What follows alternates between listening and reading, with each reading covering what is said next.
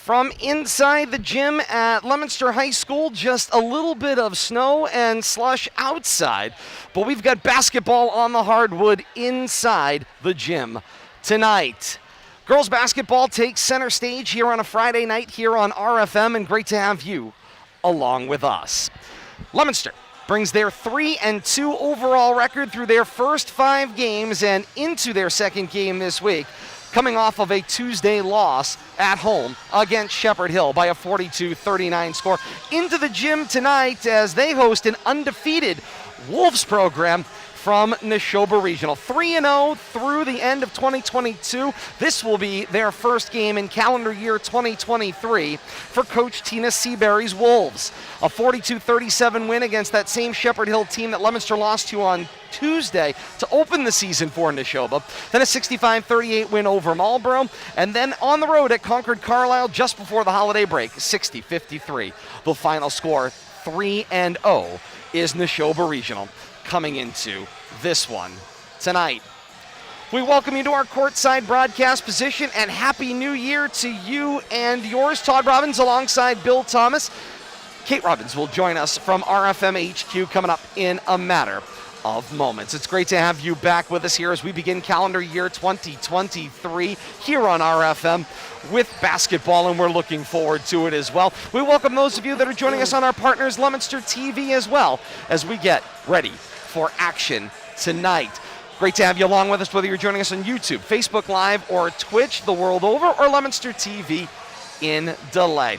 Bill Thomas, here we go. It's Leominster and Nashoba in what will be an exciting matchup. And for Leominster, it's going to be a question of, can Coach Rusty Frederick's starting 5 build momentum offensively? They're a team that can certainly get the stops defensively, but can they build the momentum offensively to push this number up? They need to get themselves somewhere to that range of 40 to keep themselves competitive. Yeah, Todd, I couldn't agree more. We talked a little bit briefly pregame. 40 seems to be the top end of the magic number early in the season here for the Lady Blue Devils, and I think to be successful tonight, granted, they have been playing some great defense, limited possessions, and holding the opponents down too, especially in their wins, some close games. But I don't think 30-35 is going to get it done tonight. This Nashoba girls team's coming in undefeated, and they have a veteran starting lineup, even though they've lost one of their starters, and we'll touch on that. I think they've come for bear tonight, and they've got to have some early season success, and this is the biggest test so far early season for the Lady Blue Devils. Bill Thomas, you alluded to the injury. Lila Cotter, we have been advised by Coach Tina Seabury, will not start tonight, will not be available for the Wolves due to a recent injury, believes to be an ACL tear. So Cotter's uncertain for the remainder of the season, but certainly not available for the Wolves tonight. And although we have limited scoring numbers from Midwatch B, thanks to the Worcester Telegram, there was some limited reporting in Midwatch B. What we can tell you from Nashoba is that Cotter, in the 2 games that they have recorded, averaged 8.5 points, had a total of 17 through those 2 games, 1 3, 6 field goals, and 4 free throws. So Bill Thomas certainly taking some offense out of there, taking some height out of the lineup as well. Yeah, but, I'm sure Nashoba looks like they're loaded as far as bench players, too. I'm looking at plenty of height out there. The skill level and the senior maturity and the veteran leadership that she brought to the floor, that's a hard spot to fill. But I'm sure up and down the bench, whoever's going to be called on to fill those sneakers, they're going to put their best foot forward. And it might take more than one player in a bench rotation to really fill her spot tonight on the Nashoba side. And for this Wolves team, it's a team that has been playing together for the entirety of their youth basketball. This is sort of the culmination of their time together as we're starting to see more and more and more, and that culmination has paid off in that group coming together and reaching their, of course, senior season. Yeah, and it's good to see. You like to see a group of kids that play together, stay together, and then, later on, the second, third, fourth years of their careers as a group, they start seeing that success that they achieved at the earlier levels as a group, mature out of one level, and then work your way up the next level, and I think that's what we're seeing here. Meanwhile, for Leominster, we mentioned the situation points-wise where they were going to need to stack those points up, and those points have been coming hot and heavy from Juliana Pompey, who's had a phenomenal start to this campaign. 10.6 points per game, the average per the Worcester Telegram. She's got 20 field goals, 53 total points, Bill Thomas, in the 5 games that Leominster has played to this point in time, and that says an awful lot about the offensive capability. So if you're Leominster, you're looking to get the ball to Pompey, who's been the hot hand in your 5 games thus far. Yeah, but the problem is the opponent knows who's the hot hand too. When you only have one hot hand, you really got to have that second and third hand step up, and I'm looking at Frankie Bello or Mia looking to take some of the pressure off of Pompey, because Nashoba is going to focus on her. I'm not sure what kind of defense they're going to double, maybe run a zone, but they're going to focus on her and make somebody else beat them tonight. Kate Robbins joins us from RFM HQ. Kate, good evening. Great to have you along with us as well.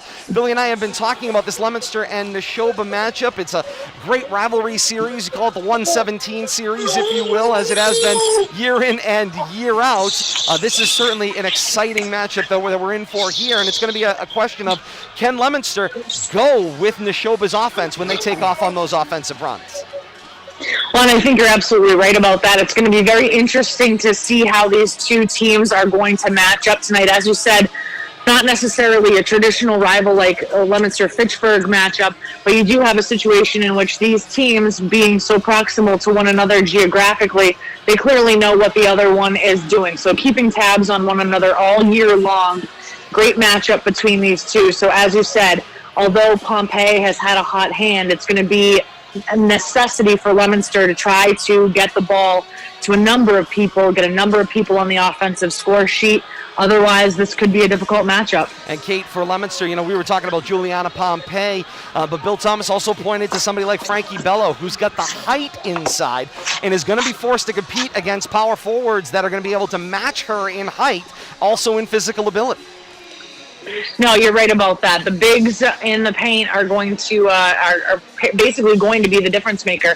I've been impressed by this Leominster team in the early going, that having a player that's been as dynamic for them over the last several years as Nevard going down in the early part of the season, that we've seen some of these other names that we've heard from time, over the last couple of years really step up into leadership roles. So that's been phenomenal to see. But as you said, it's going to be not just about perimeter shooting for these teams. They're going to have the dynamicism to be able to drive the lane, get in the paint. What I want to see out of Leominster is a lot of physicality. They're going to need to tap into that in order to be successful.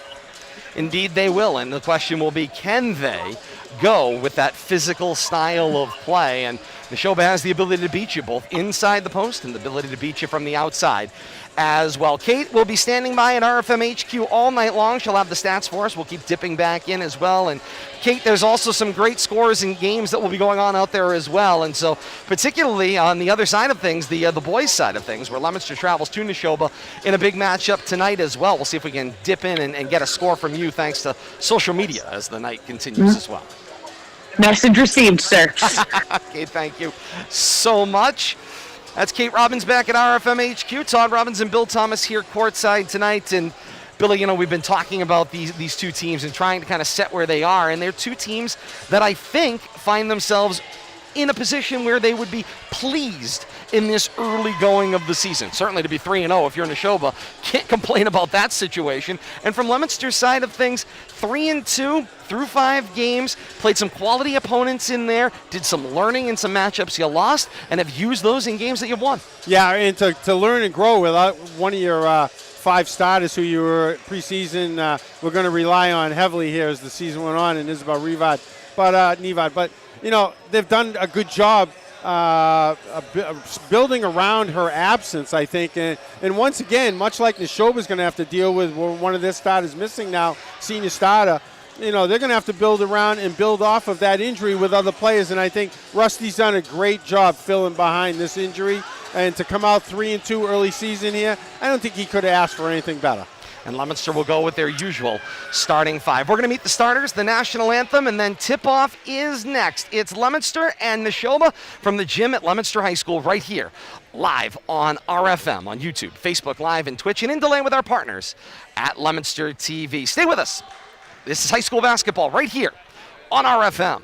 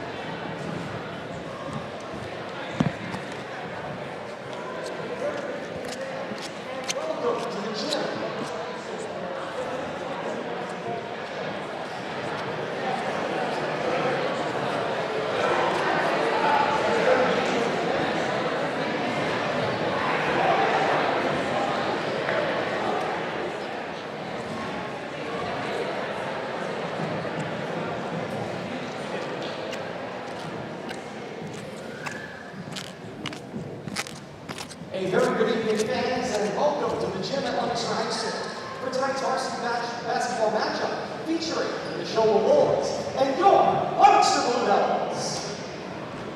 Tonight's contest is sanctioned by Massachusetts Interscholastic Athletic Association and the Midland Wachusett League and the competing institutions. Fans, join us as we back the NFHS initiative to bench bad behavior by positively supporting the hard work of student athletes, coaches, and contest officials. Be loud, be proud, be positive. Thank you. It's time now to meet tonight's starting lineups, beginning with the visiting Nashoba Wolves. At guard, a senior, number 10, Emily Quinn.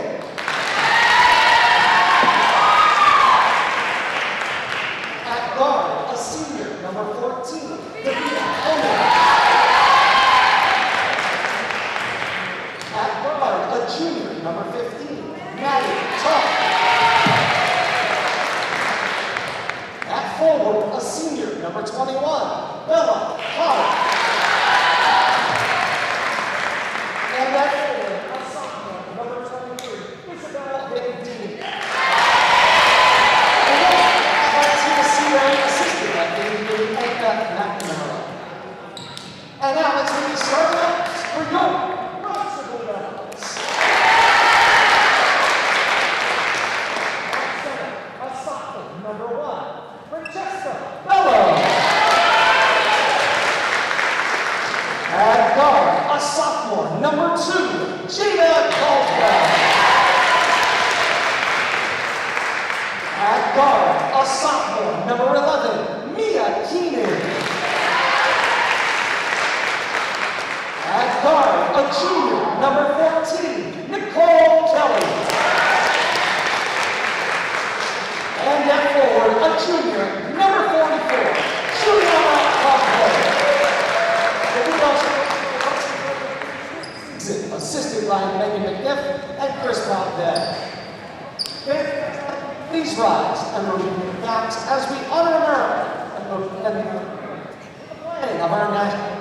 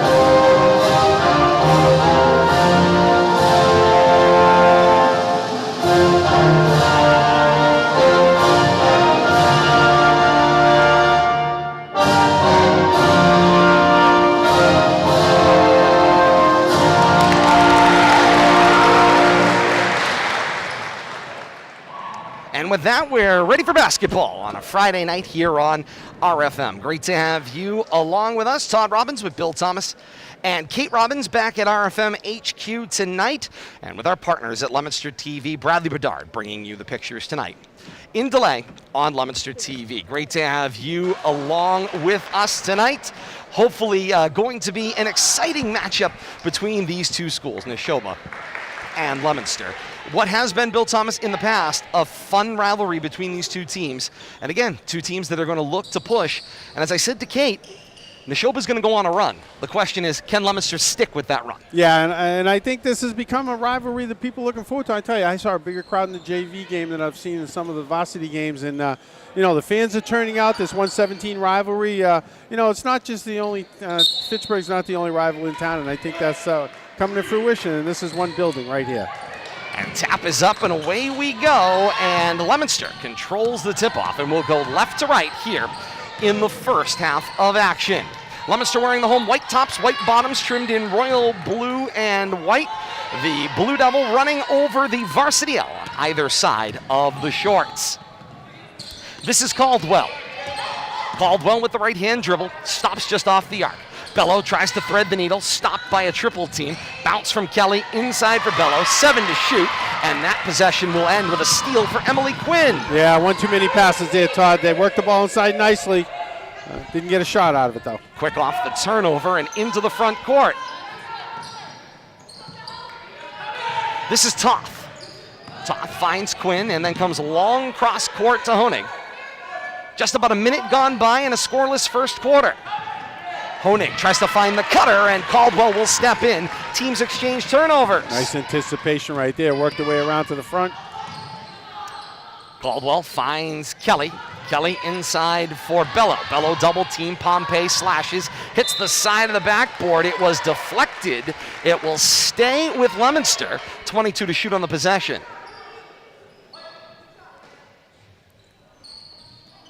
Pompey for Bello, off that inbound and taken away by Bandini. Using her height right there. The sophomore Bandini, the forward, stepping in for Lila Cotter, which Coach Tina Seabury tells us is a potential ACL tear. This is Quinn, down the left side of the lane, catches part of the rim, and the rebound comes down for Bello. Hope that one block doesn't make Bello shy, though. You got to continue to attack the paint. Bello Nice job on screen, the pick. rolls down the lane. No find on the pass by either Kelly or Caldwell. 18 to shoot on the possession, both offenses being a bit choosy here in the early going. Just about 2 minutes gone by in a scoreless first quarter. Keenan not afraid to throw one up, gets the back of the basket support. Battle to the floor, kept in bounds by Bandini. To Honig, up floor, finds Toth. Open layup, laid in and good, and Nashoba's got the first score of the night. Nice job right there. Good body control. Good stand-up defense by the Leominster, but found a way to absorb some contact and get it in. Passing the 5:40 mark here in quarter number one. Caldwell, bounce for Pompey. Pompey, slash and dish, finds the jumper from Bello on the right wing. Not there, long rebound, run down by Quinn. Good look with the bounce passes there. Got a nice look, just couldn't get it to go. Bill Thomas has an affinity for the bounce. I love the bounce pass, Todd. Create off the bounce. It's one of the prettiest plays, a clean bounce pass. Finding its mark. 16 to shoot. The deflection finds Bandini in the left wing. Now to an open Quinn straight away. Front rim on the 3 attempt, but Bandini the rebound, and the possession continues for the Wolves.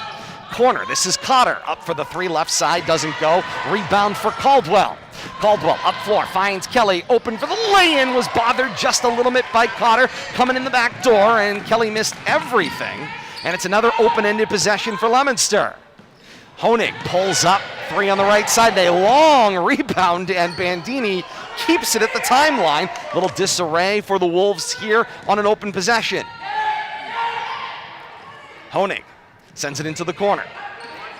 Finds Cotter. Cotter feeds the cutter. It's Toth. Finishes the lay-in plus the foul. Yeah, she missed the first cutter, but didn't miss the second cutter.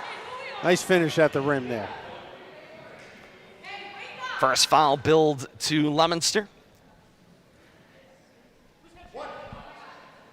That one goes against Kelly. It does. 4:29 to play here in the first.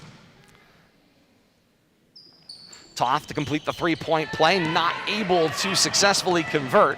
And the rebound down for Bello. Early going, 4-0 Wolves over Blue Devils here at the gym at Leominster High School on a Friday night. This is Keenan, tries to find Pompey, corrals the pass behind her, got front rim, top rim, and it doesn't fall for Leominster. Good look, just no luck. Cotter following the play up floor, gets the cross-court skip. And now it's Toth. Toth, the flash for Quinn. Quinn to the left-hand dribble and collides with Caldwell, and Caldwell's called for the block. A little purpose foul there maybe, Todd. Didn't look like much, but let's get them out of the way early. And Coach Frederick will go to the bench. Kyra Forsberg will join the action, spelling Kelly. Honig off a screen, 3 from straight away, and she buries it. And it's an opening 7-0 run for the Wolves. And here comes that question we talked about off the top, Bill Thomas. Can Leominster go with them? Right now it's a 7-0 run, and Leominster's not there. All right, where are the points going to come from? Well, they haven't come from anywhere yet, Todd. Forsberg swings for Pompey, around for Keenan, 3 away, and she hits. Good job breaking the ice right there. Yep. Not that the Blue Devils haven't had some good looks. They have. Just had a lid on the basket up to this point. It was a response they had to have, and they got it. Absolutely. Back down floor. Good luck. Bandini finds the cutter in Toth. Not able to convert the lay-in.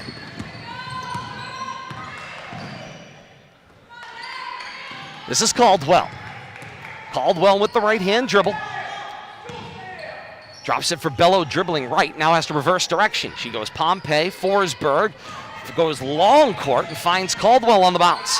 Caldwell, 3, knew it was off the market release, and Bandini got the rebound. And then the foul on the rebounding action called on Forsberg, even though she was on the receiving end of a forearm. Yeah, I think she had a hold of that forearm, though, Todd, before she got a piece of it. That's what the official saw. She was hanging on. Leominster accrues 3 fouls at the 2:49 mark here in the first. Within striking distance at 4 and a 7-3 Nashoba lead. This is Honig. Go to the low left block, find Toth. Back to Bandini, swing corner Honig. Honig puts the ball on the floor, swing it back around, Quinn from straight away. Quinn with the left-hand dribble, slash down the left side of the lane, lay in good. Pretty exchange right there. Finds a path to the basket.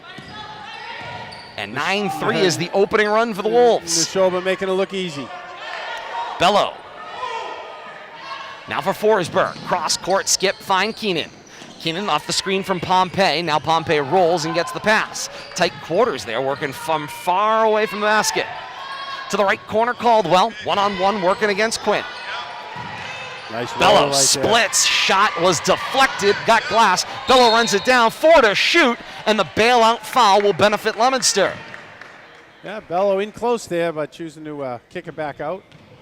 Good rebound in action, but she had a nice little pick and roll right there. Got a nice lob. Just couldn't convert. 1:55 to play here in the opening quarter. A 9-3 opening run for Nashoba. You know, you wonder how much that early block by Bandini might have affected some trajectory right there on that shot. And that is clocked as a shooting foul. So that will send Bello to the line to shoot 2. Got the first one to go. Good job.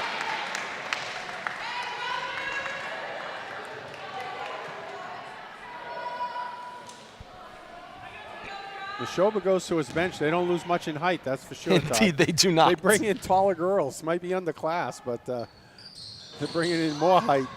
Bello goes 1 of 2 on the trip. Forsberg ties up Bandini on the rebound. Alternate possession favors Nashoba. 1:54 to play here in the first, and Honig will carry across the timeline. Nashoba wearing the forest green top, forest green bottoms, trimmed in gold and white. Honig fakes right, comes back left, pull up for 3, doesn't go. Deflected rebound, and first into the game, Sabina Marwa, first touch of the basketball.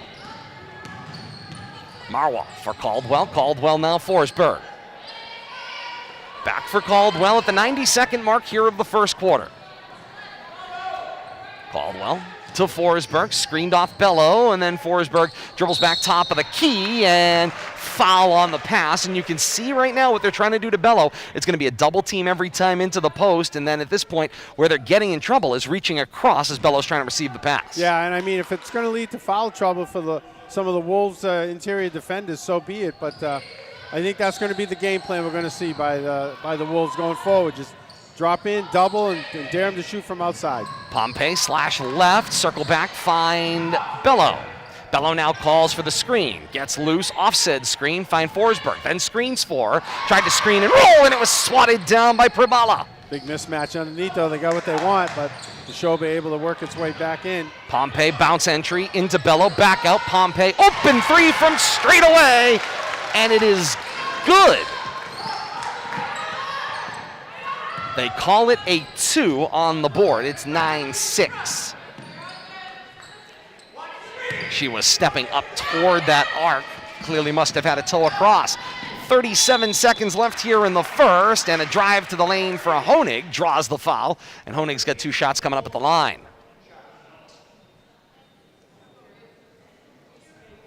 36 3/10 left here in the first quarter. Be about a 1-second differential once the action resumes on the shot clock. Fosberg with the foul. That's her second in this first quarter, Todd. That one does not go for Honig. Hard in and outs.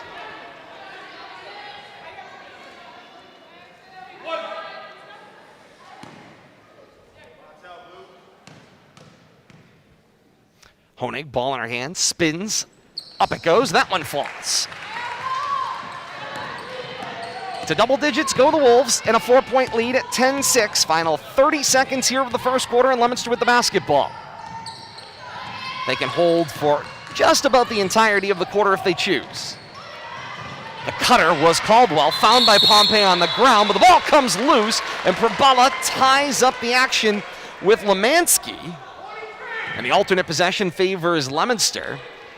Half a second differential, shot clock to game clock from what we can tell.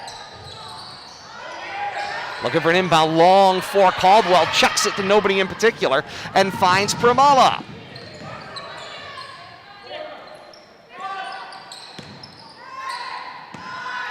Catch they play. 7 seconds here. Honig looks for the cutter. There's the flash. It's Lagarde with the lay-in, and that will conclude an opening 12-6 run for Nashoba here in the first quarter. Nicely done right there to close out the quarter. Nice little weave, and catches that cutter in stride down the lane. Nice job right there by the Wolves. Close out that quarter. An opening quarter, 12-6 for Nashoba. Doubles up Leominster through 1. Toss it back to RFM HQ. Kate Robbins standing by with those first quarter stats. I certainly do have them right now. The Wolves as a team, 1 of 3 from the line. They have 4 different contributors on the offensive stat sheet in Lagarde, Quinn, Honig, and Toth. Leominster right now only has 1 basket from the field. It was a 3-point shot by Keenan. Bello with the only other point from the line for Leominster. Right now, Leominster's offense is, in a word, anemic. Indeed they are, Kate. Thank you so much. And Bill Thomas, I mean, offensively, we knew this was the great question for Leominster. They're certainly doing the best they can on the defensive end of the action to try to make things more difficult for Nashoba, but they are struggling on the offensive end. The apparent cliche lid on the proverbial basket in the first quarter. Yeah, and we wondered, if they were going to get the points they needed from Pompey, but it's been a quiet first quarter here. Bella with some foul shots, but definitely got to find a way to open up that basket. Second quarter begins. Nashoba with the basketball. And they are going right to left. Honig, flash, baseline. That was Bandini, threw up the little sky hook, and it came up short of the mark.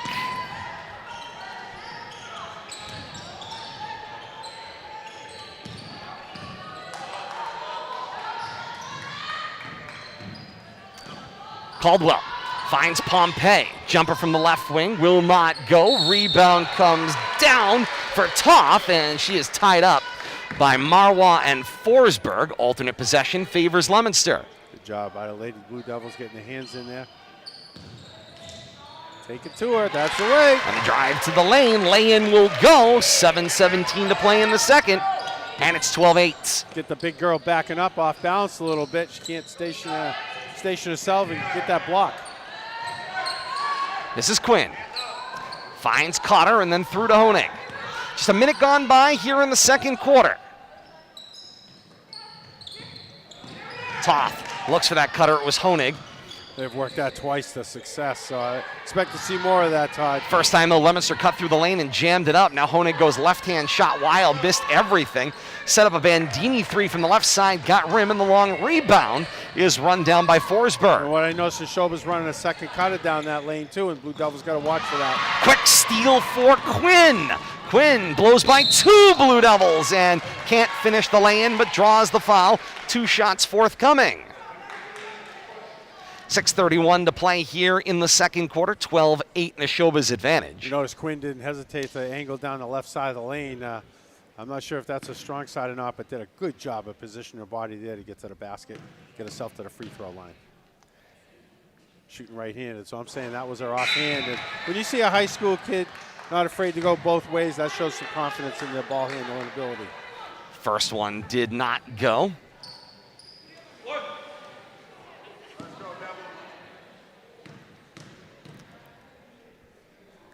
Quinn's second opportunity, got the front rim, tap loose ball, and Caldwell runs down the rebound. 12-8, that's where we are. 6:22 mark of the second quarter. Lemansky, dropping screen for Kelly. Kelly with the double dribble, sends it back. Something not quite right with the junior Nicole Kelly tonight. Bill Thomas doesn't have the same pizzazz that she normally does. It could be a little under the weather, a little holiday hangover maybe. Still early in the game though, Todd. Indeed, and they need that spark. They do. The entry for Toth. Toth bounces it, finds Quinn. Quinn drive, jumper, front rim, no, battle for the rebound, and there's the tie-up. Alternate possession. They point toward White ball, green ball. Leominster, but it is alternate possession, belongs to Nashoba. Yes. Officials repositioning themselves. Indeed they are. Balance their floor. 5:59 to play in the second. 4-point advantage for Nashoba. This is Quinn.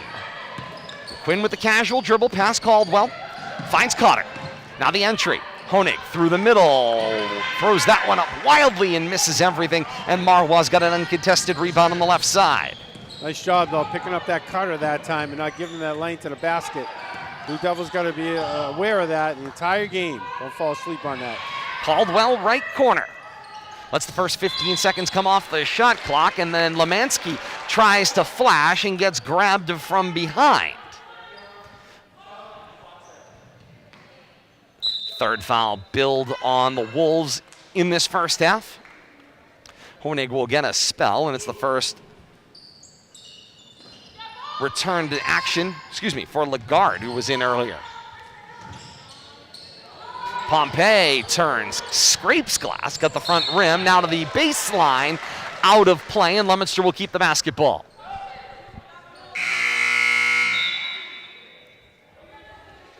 Coach Frederick sends Bello to the table for Lemansky. Looks like a matchup swap here, both teams. A straight box stack there off the break. Marwa from Kelly. Caldwell, the inbounder, now in the left corner. Drives, left lane, push shot, got the rim, and down it goes. That's the way to get the defense moving. Pull up, get it up there before they can come at you. Leominster Nice within two after surviving a 12-6 opening frame. Crossover, Quinn through the lane. Nice hesitation, not able to get it off the side of the rim right. Loose ball run down there by Caldwell. And now Caldwell steps on the accelerator, drop back, find Pompey. Pompey tries to reverse, in motion, and the ball is picked. Kribola to the floor, and it is a traveling violation, and the ball will go back to Leominster. I had a feeling, and the official hates calling that, but you can't roll around with the ball either, and that's one of the toughest calls in basketball. You're fighting for your heart. Get your hands on the ball and you call for traveling because you rolled over. And you're in possession of the basketball while rolling. The driving kick for Kelly got knocked down, deflected into the backcourt, so Bello can go get it and bring it back over for Leominster. 20 to shoot at the 4:18 mark of the second quarter. Leominster chasing two. Kelly, the bounce pass to Boulay. Boulay drives left, now reverse, go into the right corner, find Kelly. Kelly for Bello. Bello in a triple team, underhand scoop. Boulay, the jumper from the foul line will not go, and the rebound comes down for Toth. Yeah, and then Toth gets tied up, and it will be a foul on the rebounding action, Billy. Yeah, and that Bello action, you saw immediately the high defender drop down. Both low block defenders came out to her. Yeah, triple team that time, Todd. Spot on. And if you get triple teamed, simple math would tell you that means there are at least two other people that are open. But you got to find them first, and trying to pass out of an octopus is very hard. Indeed it is. Back up floor. This is Honig. Honig circles back. Now they move over to the far side. Swing. This is Bandini. Down the lane kick finds Prabala. Jumper missed, but the rebound run down by Toth. No shot clock reset, no rim. Prabala, 10 to shoot. Screen for Honig. 3.5 to play, 5 to shoot. Honig creates some space, jumper for 3, got the front rim, Keenan the rebound, and immediately gets rid of it into the hands of Pompey. Nice job defensively by the Blue Devils. A 2-point game at 12-10, Nashoba's lead, 3:15 mark of the second quarter. Boulay tries the bounce entry, tie up, and the alternate possession favors Leominster. I think I saw a suplex mixed in there, Todd. Lady Blue Devils doing a good job battling back here in the second quarter. The lanes are clogged no matter which side of the floor you're on. Defense doing a good job filling in the middle of the floor. 3:08 and counting to play here in the second. Boulay, bounce pass, finds Kelly, nice. Streaking down the baseline, and the lay-in's good. And Leominster has come all the way back from down 12-6 to 12-all, and Nashoba has been frozen at 12-6, which was their first quarter score. Now it's Keenan on the steal, drives the lane, gets fouled on a blow to the head. Honig is in disbelief, but Keenan's going to the line to shoot two. Nice defense right there on that inbounds. Turn it into a turnover, a couple shots from the foul line. You're right, Todd. Lady Blue Devils done a great job bound back in the second quarter, putting the lid on the basket for the Wolves.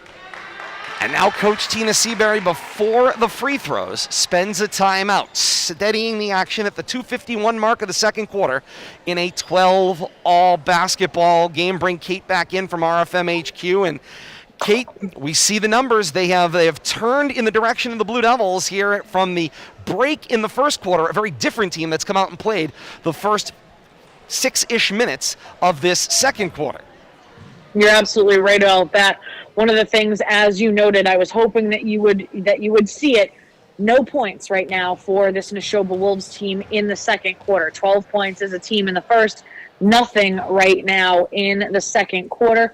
A couple of other notable items. Forsberg for Leominster, I believe, with 3 fouls. So that's probably why I don't think we've seen too much of her. But right now, Leominster's defense has been masterful in this second quarter. Update from Bolton. Halftime score in the boys matchup right now. Nashoba on top of Leominster, 22-14.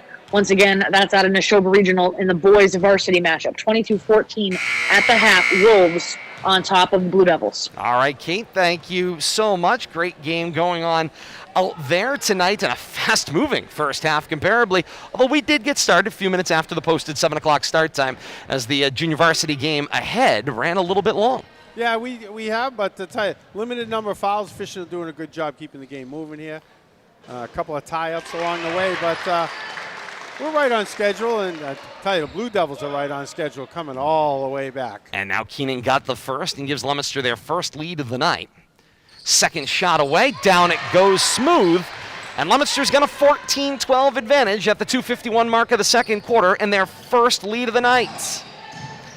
The inbound. Showing this some is pressure. Quinn. Yeah, Leominster does come with a little full court token pressure. Now over the midcourt. It's Quinn. Drop it to the foul line. Find Prabala. Underhand for Bandini. Bandini inside out for Quinn. Quinn cross court, Honig. Head fake, drive, left block, float. Doesn't go off the side rim, and Kelly's got the rebound. And this is Kelly. Drop it off for Boulay at the 2:22 mark of the second quarter. Boulay back for Pompey. Pompey for Bello. Bello from the left elbow decides to dribble. Underhand for Keenan, starts the drive, gets hung up by Toth, and the foul is called. Good job right there. Blue Devils showing a lot of patience, working the ball around. A lot of what we saw from the Wolves in the first quarter. Absence here on their offensive end in the second quarter, and Blue Devils taking advantage of it on their own end. Pompey through Kelly and Keenan, gets it back. 3 away, right side was deflected, but Kelly runs down the rebound, and that's what Leominster needed. The turnaround shot for Bello doesn't go. Boulay tried the rebound, and now the battle on the baseline. Held ball called as Pribula was trapped there along the baseline with 3 Blue Devils around. Alternate possession favors Nashoba. Still no points in this quarter, 6 minutes. Nashoba scoreless, quarter number 2. And that is going to be the note for Coach Tina Seabury. 12 points in the first quarter. Look like you're totally offensively in command of the basketball game. And now, through 6 minutes of the second quarter, your offense disappeared, and there is an over and back violation as the player never established herself in the front court. Coach Seabury is incensed over on the sideline. She's coming over the court, but she didn't land. So she had not, you're right, Todd, she had not established herself in the front court. 1:45 to play, second quarter. This is Keenan, the bounce entry, got deflected, found its way to Bello. 97 seconds left in the second. 3 away from Keenan is a miss. Honig the rebound. She will outlet for Quinn.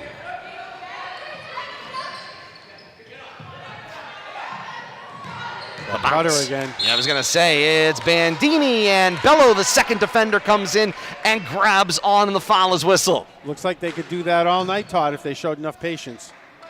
I'm sure that's something Coach Fruchter will emphasize at halftime in the locker room. Watch for that weave and that cutter down the right side of the lane. Sophomore Bandini at the line. The 1-and-1, that one will not go. Nashoba in the bonus the rest of the way. The final 1:12 before halftime. Keenan back for Bello. 15 to shoot. There's the play right there. Oh, they didn't get it in time. Caldwell now does go with the entry for Bello. Tried the step around, kick back Kelly, saw the double team. Kelly got it on the rim. It was deflected and out of play. It will be Nashoba basketball, 51 5/10 left before halftime. As soon as you force that switch rub off, you got to be ready to lob that high lob in, because that switch is going to give you about a 1 foot height advantage, but it goes away real quick, Todd. Blue Devils have it, they just aren't quick enough with the trigger to complete it. Kate Robbins standing by at the half. She'll have an update from Bolton if available. Additionally, first half stats on this one. About a 15-second differential, and then the turnover. Pompey down floor on Honig, and a little hook shot will go. Good control right there, didn't really force it. Let the defense kind of lay off for a little bit. Nice little lob hook. Leominster, a 16-12 advantage. Shot clock off. Nashoba with the basketball in 15 seconds before halftime. The foul line drive. Pribola back. Finds Honig. Head fake. Drive. Right side of the lane. Deflected basketball out of play. Officials will converse. Looks like it's Nashoba basketball.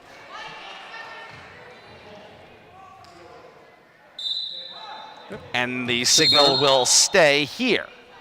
Good job, officials getting together, having a little chit-chat. Confirming they saw what they thought they saw on the play. 8 3/10 left before halftime. Nashoba with the basketball. Inbound, it's Quinn. Quinn into a double team. Has to circle back Pribola. Pribola turnaround, working on Bello. Bounce back. Quinn at the buzzer is short of the mark. Halftime score. Leominster on top of Nashoba, 16-12, and the headline will be Nashoba fails to score in the second quarter. They were leading 12-6 at the end of one, and then the offense disappeared in the second. Yeah, and that's a headline that should be written in bold, Todd.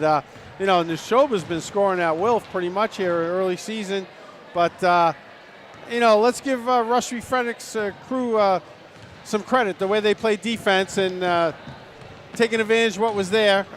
They got burned by that weave and that cut a couple of times. I think they did some on-court adjustments with that to try to pick up that cutter, but great job defensively by the Lady Blue Devils in that second quarter. Halftime from the gym at Leominster High School on a frosty night here in Leominster. It's Leominster 16 and Nashoba 12. We step aside when we continue. Kate Robbins will be back. First half stats and scores from around the region. Stay with us. This is high school basketball right here on RFM.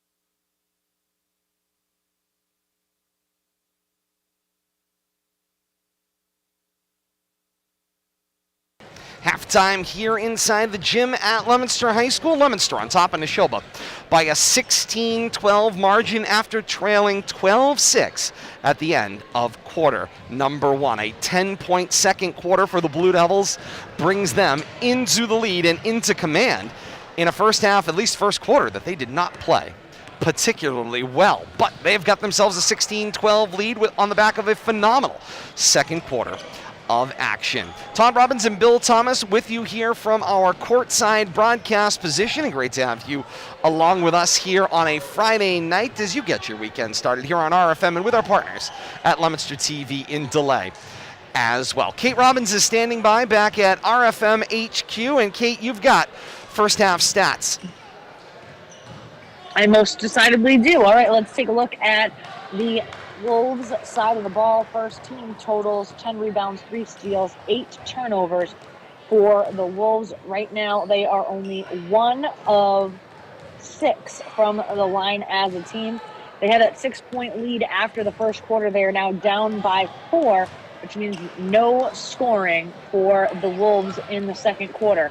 People that do have points all coming in the first quarter. Lagarde has 2, Quinn has 2, Honig has 4, Toth has 4 as well. For the Blue Devils side of the ball, team totals 12 rebounds, 2 steals, 12 rebounds, 2 steals, 9 turnovers.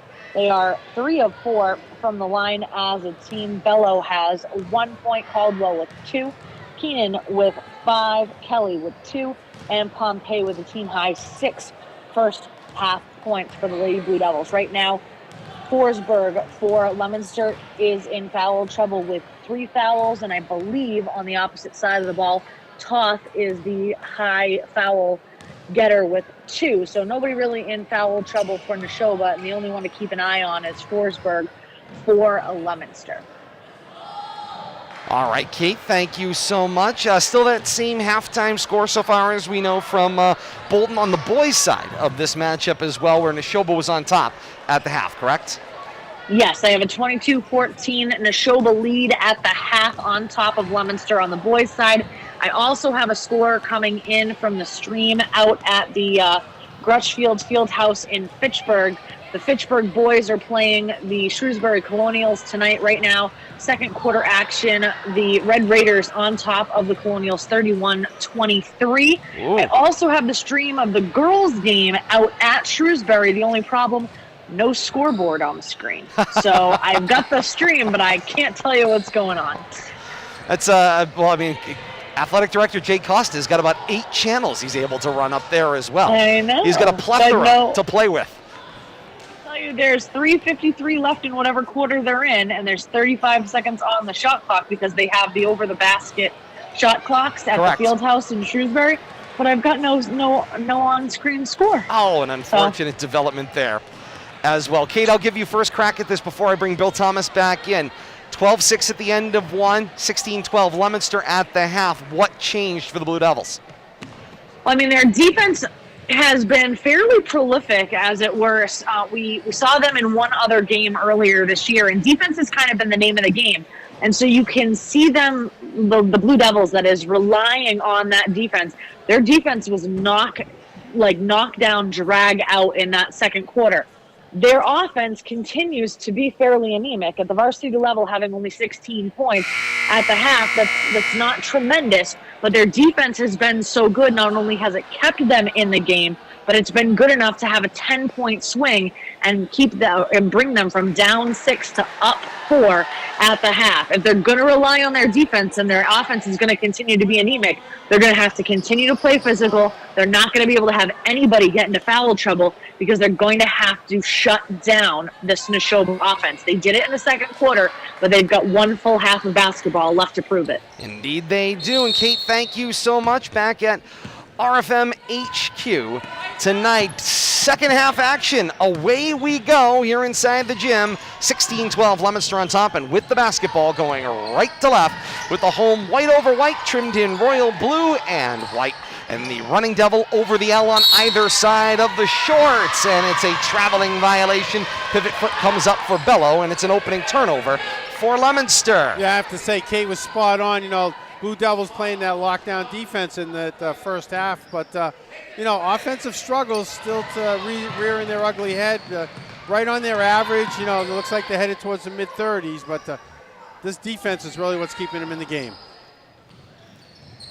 And I'm sure Coach Rusty Frederick would tell you he wants to have a defense-first basketball team. But unfortunately, those are not the stats that win games on the scoreboard.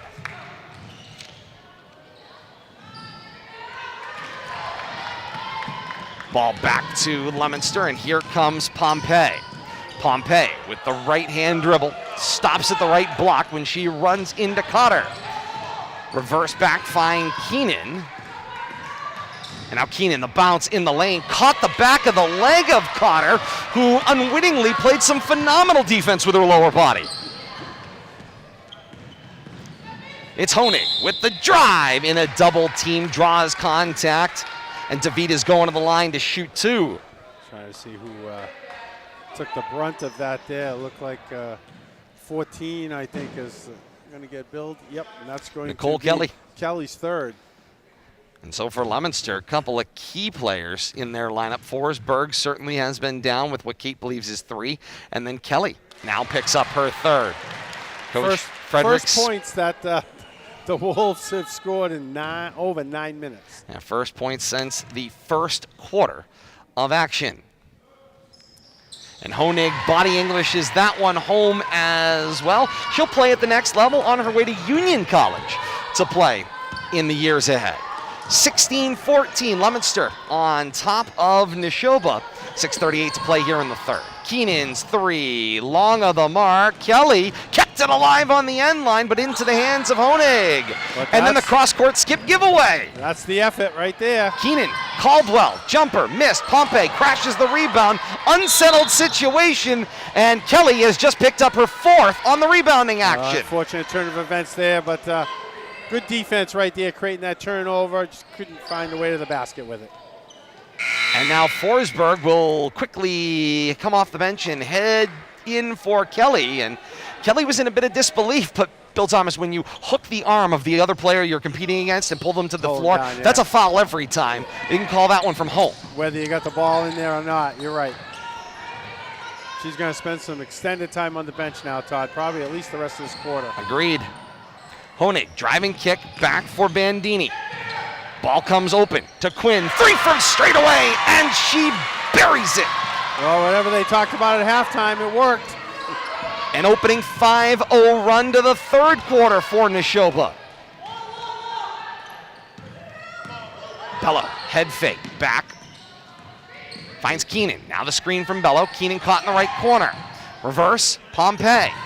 Pompey goes cross court. Quinn enough to bother the lane. Lost out of bounds off Caldwell, and back to Nashoba goes the basketball. Good job by Quinn there, getting in the middle of that action.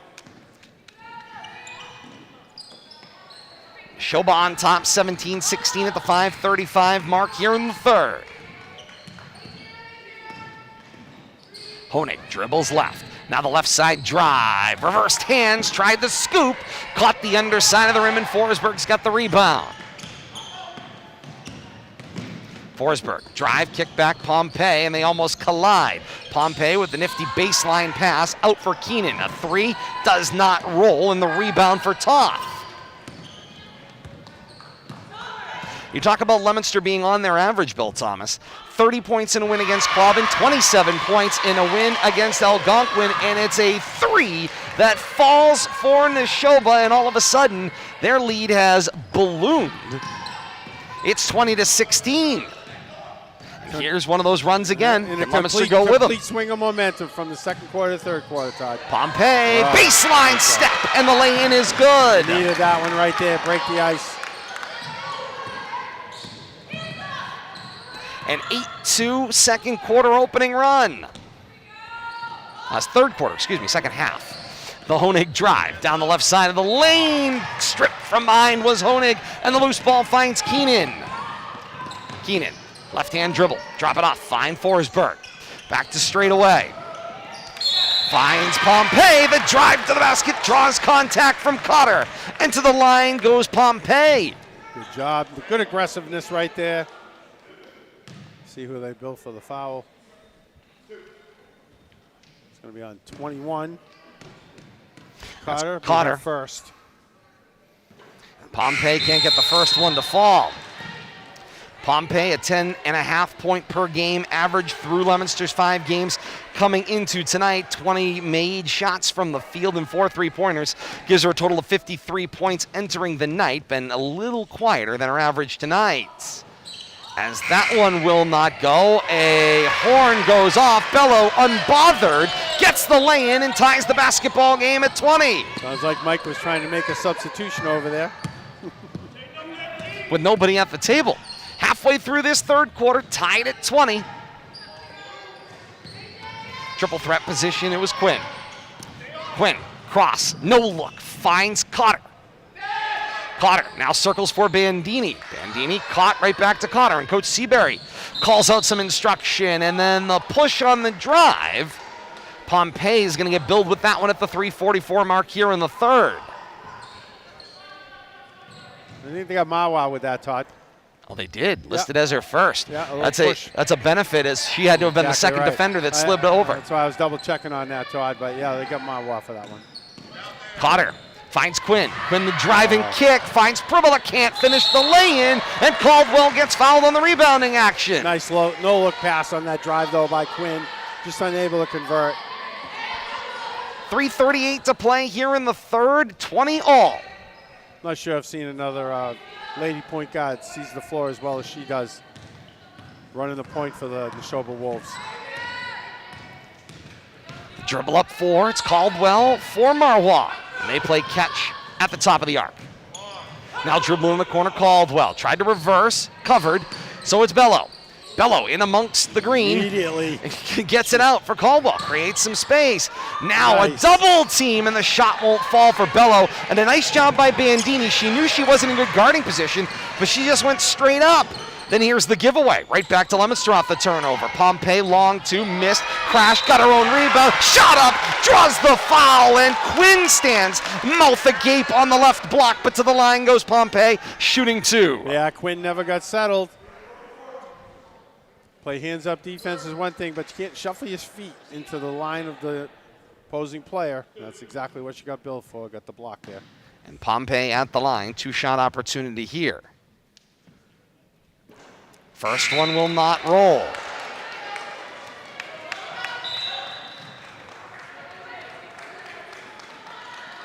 Upcoming action here on RFM. More girls basketball coming up this Tuesday. It's January the 10th. Central Mass Rivalry Wachusett, the beast of North Central Mass girls basketball year in and year out. Here at the gym, 6:45, we're on the air with the live stream. And more action and play-by-play follows with Leominster and Wachusett Tuesday night at 7. And if you're not familiar with Wachusett, there'll be a steady dose of Mary Gibbons. Indeed there will be. Continues to lead all scorers in Central Mass. I think she's averaging over 20 early season. Through 6 games, 16.8. 16-8. Definitely a leader of that squad. No doubt. Quinn lost the handle on the ball to the floor, tied up, alternate possession, goes the way of Nashoba. And Coach Seabury grins a little, wanted a foul call that didn't come. 2:26 to play here in the third. Leominster's lead is a single digit. Lagarde inbounds for Quinn. Quinn, reverse back, fine Honig. Honig waits for space, drive the lane, through everybody, and the lay-in is good. Blue Devils defense looking for that cutter that time, never came. Ended up taking advantage of the upside of the lane where Lady Blue Devils vacated. Caldwell keeps the dribble alive when she falls to one knee and able to keep it going so she can get herself back to 2 feet on the floor. This is Bello for Marois through Forsberg and into the corner Pompey. 1:55 to play here in the third. Pompey goes long side of the floor, find Caldwell. 10 to shoot now. Entry pass Pompey, got bumped, and Toth is going to get whistled for the foul. Nice job. Blue Devils trying to run that same weave and down the lane with that entry pass. Nashoba doing a good job of pushing him a little bit further out, but got billed for the foul there. Toth will grab a seat with her third foul for the 1:47 that remains here in the third. Forsberg, bounce, finds Bello, and Bello walked with it, and she knew it. And that's totally on Quinn right there. She stepped into the weak side, got in Bello's way, caused her to continue that spin. Nice job, but that's that third man in on defense. Every time Bello gets her hands on the ball, she's looking at six arms, six legs, blocking her way out. Final 98 seconds here of the third quarter. This is Honig. Honig gets a screen. Now the roll-off finds Pribala off a foot and out of play. They say it was off of Leominster. Nashoba will keep the basketball, 25 to shoot. 1:31 left here in the third.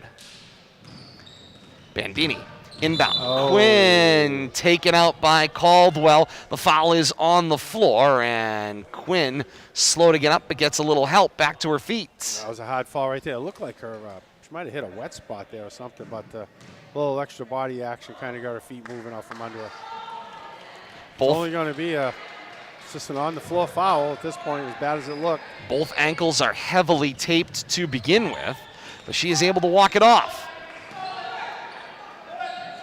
Nashoba the 22-21 lead at the 1:20 mark here with the third. Honig for Lagarde. Running that weave. Reverse back for Honig. Honig's got some space from Forsberg. Underhand for Pribala. Drive the lane. Kick back Lagarde. Lagarde drive left side. Honig wide open three. Left side buries. Nice job. Good reversal of the ball right there. Kept attacking that lane, pulling the defense in, found that open three. Under a minute to play here in the third. 25-21 Nashoba on top of Leominster, as they have battled back with a great third quarter. The drive does not go, and an immediate tie-up. Lemansky caught with Bandini, and the arrow favors Leominster.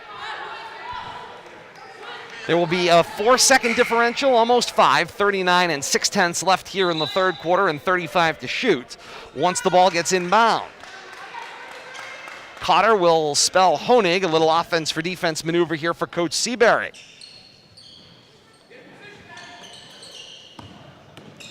This is Pompey. Pompey, the bounce entry. Finds Marwa. Right back to Pompey. Into double team. Contact, shot, wild, hard off glass. Rebound down. Lemansky caught an elbow. No call, and Pribala the rebound. 20 seconds left here in the third. Shot clock off. Coach Seabury calls out a play. The entry for Quinn.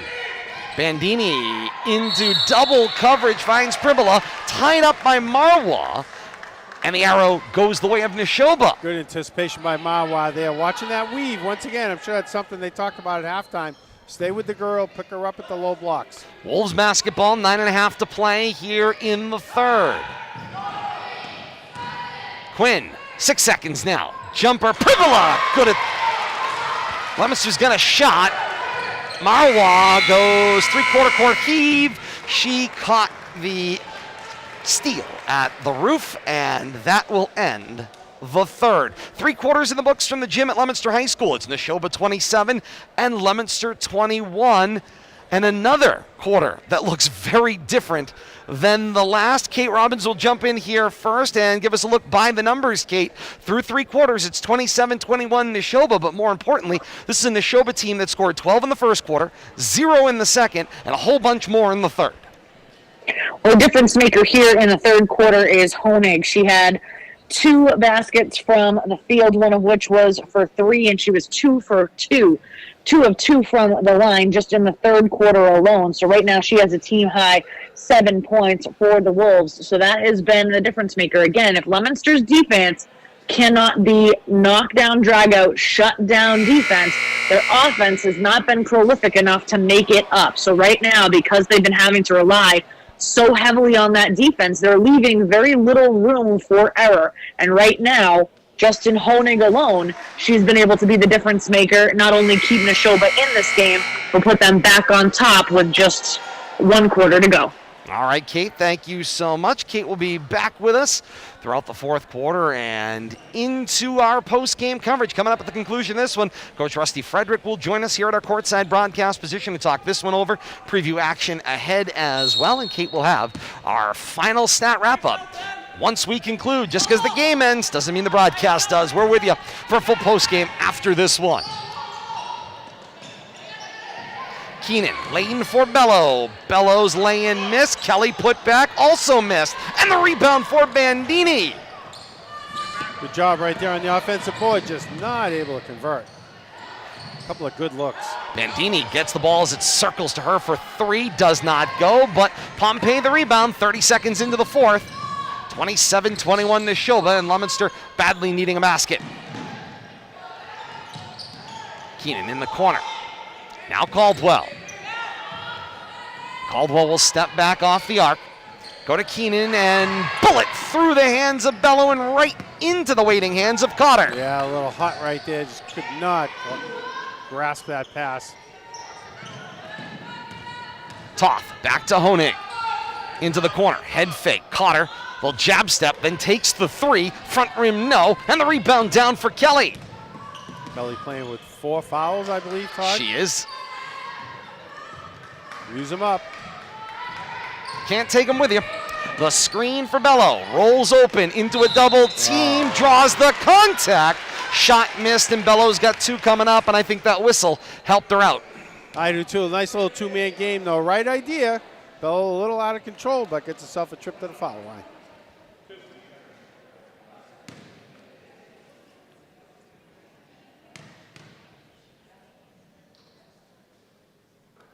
Crowd awfully quiet, polite there as Bello hits the first.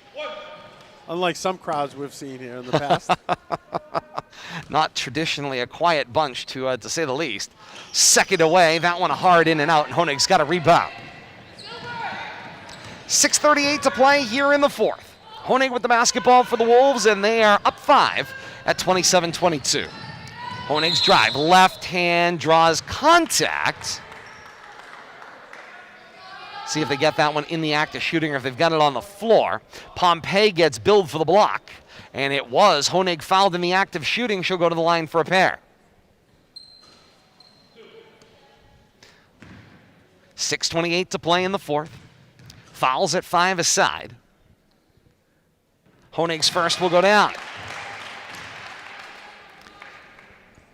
2-possession lead at 28-22. Possession arrow on a tie-up would go the way of Leominster.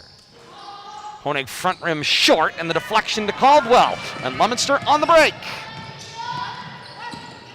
Here comes Caldwell. Drop it off for Pompey. Pompey corner Caldwell. Caldwell square to the hole. Drops it for Bello. Back out, finds Caldwell. 3, hard rebound, and Bandini gets tied up by Caldwell, who charged in on the long rebound. Kelly out on the weak side there, looking for the pass. Wide open. Not sure what's happening here. The alternate possession showed Leominster, and the officials are saying no, that it will go the way of Nashoba. So the arrow will stay with Leominster. 2 minutes gone by here in the fourth. 28-22. Quinn on the touch. Through Cotter to Honig. 3 away. Back rim, no. Rebound gets pulled down by Pompey. Up floor for Bello. Bello in open space. Honig the strip. Tried to buy it off the leg. Unsuccessful. Nice job on defense there, though. Saves a basket and gets her team back on defense. Forsberg checks back in for Kelly and gets the inbound. Sends it back to the top of the key for Keenan. Keenan waits for Pompey to come inbound. Pompey, the little drop pass. Forsberg sees Keenan open in the left corner. Leominster's passes with authority here. 17 to shoot. Bello sets up a Caldwell mid-range, does not go, and Honig's got another rebound. 28-22, Nashoba on top at the 5:18 mark of the fourth quarter. Into the corner. Deflection by Caldwell into the hands of Coach Seabury. It will be Nashoba basketball, and Coach Seabury will spend a timeout. 5:09 to play here in the fourth. It's Nashoba 28 and Leominster 22, and Bill Thomas trying to make some sense of all of this for me. Well, I just call it a swing of momentum, Todd, but I think Nashoba came out at halftime, found a way to clamp down on the Lady Blue Devils there in that third quarter, and it's continued into this fourth quarter. And, we said Leominster had to find a way to make its way to 30. If they can, I think they still got a chance in this game, but they're struggling right now, Todd, and nothing's working for them, but they got to find a way to get a couple of baskets here. And defense is not letting them down tonight, but their offense is definitely in question. Way to artificially lower that number. By the way, we were looking for 40 pregame. Well, I said they needed 40, but the way they've been playing defense, I've lowered my expectations. No they've choice. Definitely stepped up on the defensive end of things, but 35 might do it, but I don't see them reaching 40. But they got to step up the defense, and they got to play ball on both ends of the court. That's all there is to it. Both teams come out of the timeouts here. 5:09 to play in the fourth. Coach Frederick was frantically working with the whiteboard. See what he comes up with here. Be a defensive alignment he looks to create. As Nashoba will have the inbound in front of their own bench by Cotter. Cotter for Quinn. 18 to shoot. Kick back Honig. Then for Quinn. Quinn to straight away. Drop to the elbow. First touch for Dingian into the basketball game. Finds Pribula. Shot does not go. Pribula's second putback was deflected. Now the battle to the floor. It is a held ball. And this time the arrow agrees with the official. It is, in fact, Leominster basketball. You mean the official agrees with the arrow this time? One or the other. 4:50 to play in the fourth. And here comes Leominster with the basketball, chasing 6. Forsberg finds Bello coming around middle of the floor. Bello open in the lane is good. Good look right there. Same thing we saw from Nashoba. But Leominster using it to their advantage right there. A 4-point game. 4:27 and counting to play here in the fourth. It's Quinn. Back for Pribula. Drops it off back to Quinn. Quinn now a little jump stop, got bumped, and it's a foul on the floor. It's like this one's going against Boulay. They have not put it up on the board as of yet, but it is a foul on the floor. It's just the 6th called against Leominster. Nashoba will shoot the rest of the way. We'll give that to Boulay.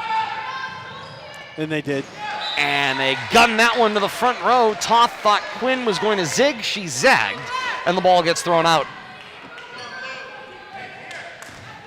Halfway through this fourth quarter, the last of regulation, and Leominster chasing 4 at 28-24. Forsberg looked a little stuck, decided to dribble, dropped it off for Bello. 3:55 and counting to play here in the fourth.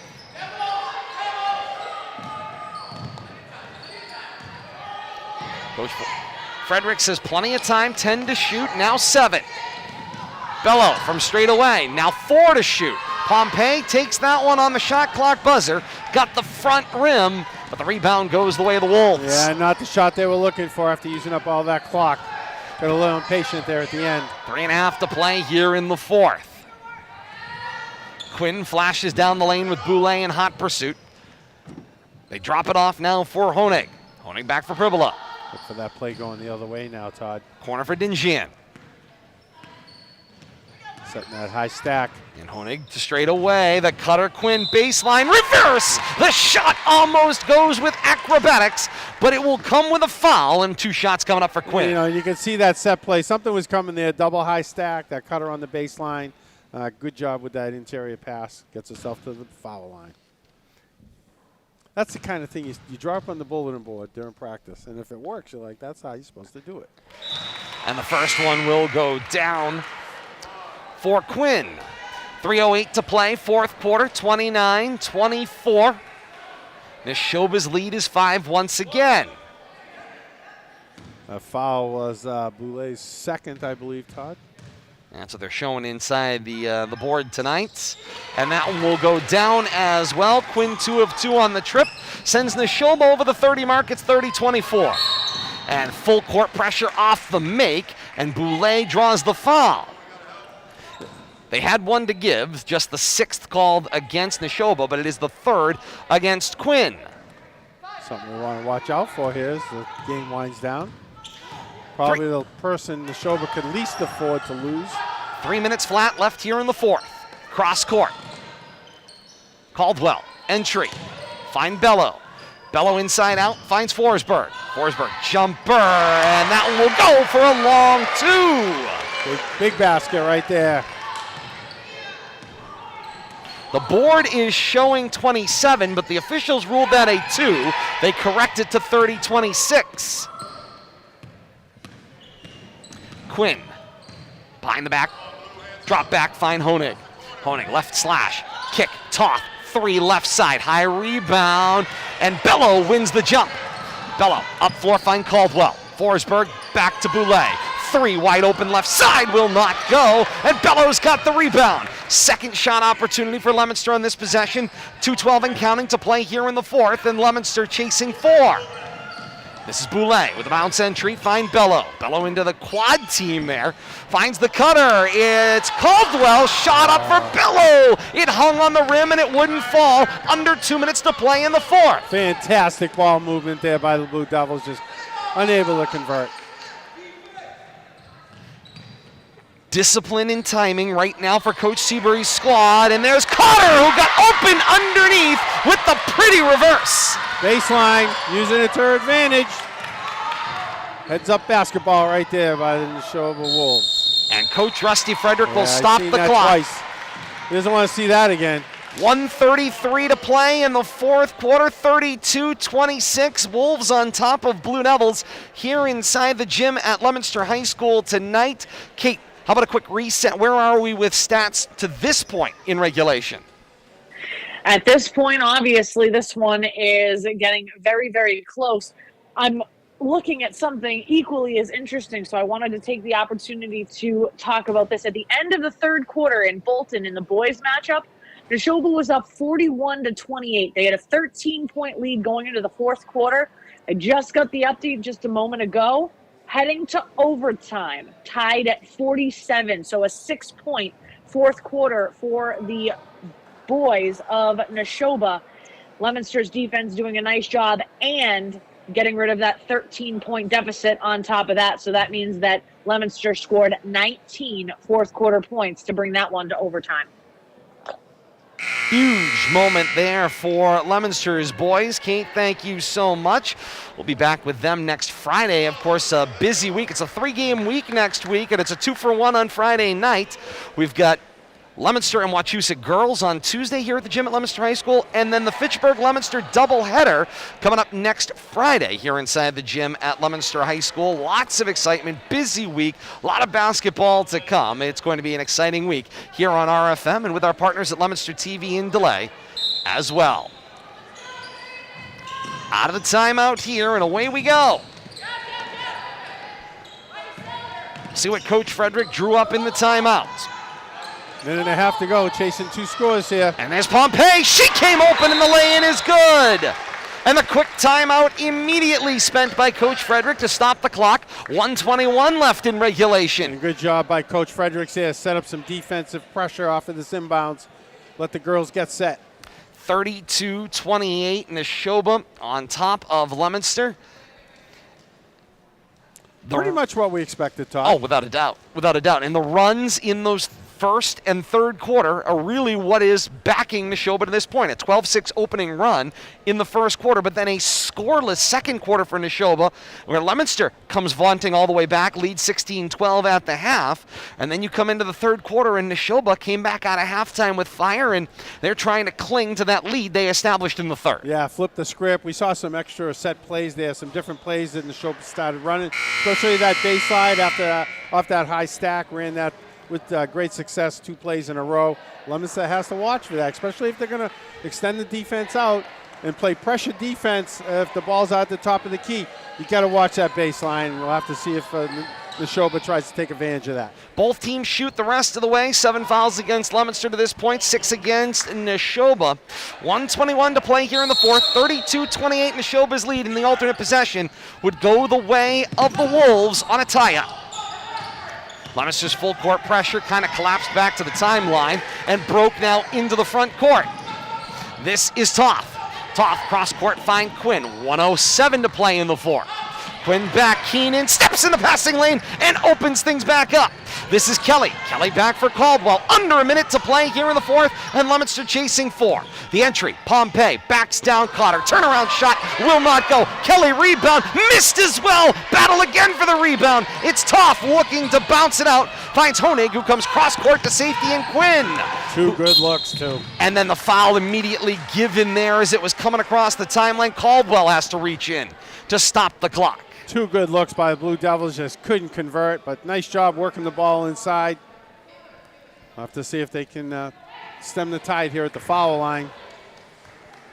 Can't help but have the feeling that flurry of 3 missed shots, all good looks, are something Leominster had to have. And going back a previous possession, I think they had 3 good looks too, Todd, and couldn't get the rock home.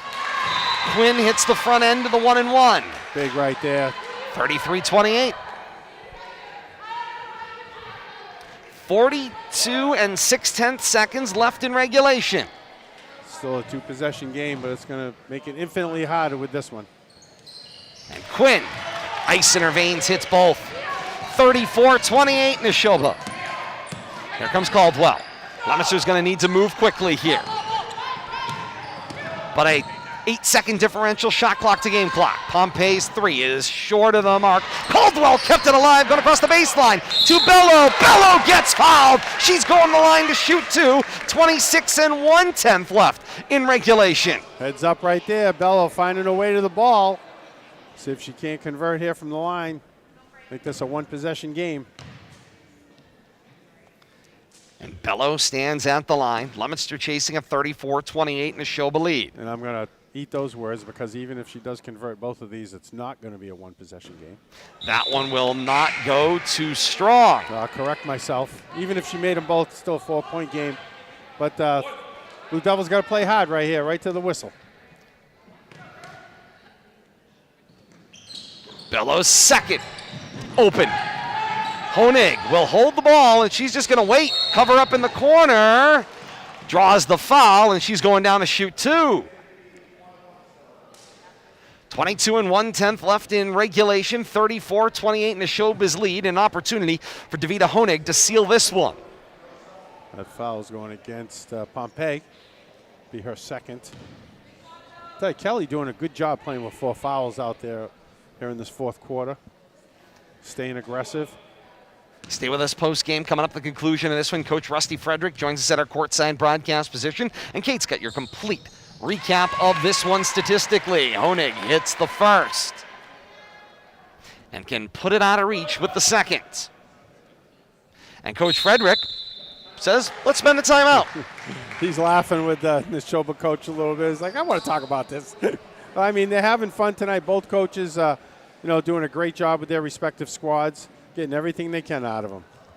Coming up on Tuesday, January the 10th, Wachusett, the opposition for this Leominster girls team, right back here at the gym at Leominster High School and right here streaming on RFM. 6:45, we're on the air to set the scene. 7 o'clock tip-off for Leominster and Wachusett, YouTube, Facebook Live, and Twitch here on RFM. And in delay with our partners at Leominster TV, Bradley Bedard, high above the gym at Leominster High School tonight, bringing you this one in delay.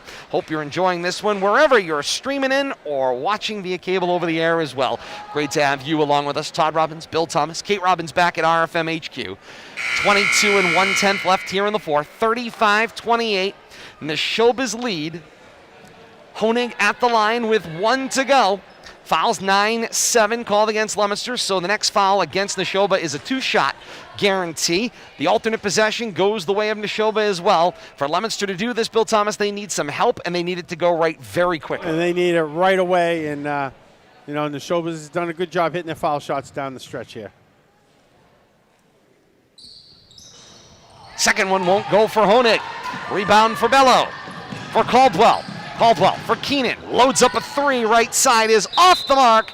Deflected, looked like off of Pompey, but it's ruled off of Honig and out of bounds. And Leominster keeps the basketball. Shot clock off, 14 and 7/10 left.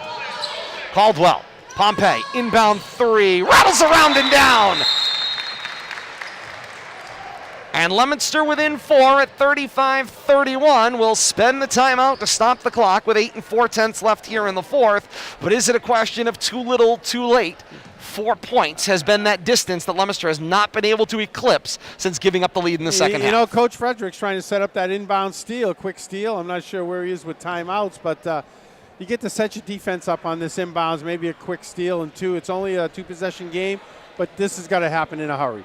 The one thing about that timeout does is it saves time on the clock. That running clock and out of bounds, that pretty much ends the game. So nice job by Coach Fredericks. We've got one timeout left by our tally for Leominster. Plenty for Nashoba. That's all he needs. 3. And Kate, quickly here while we've got to stop in the action, what stands out to you?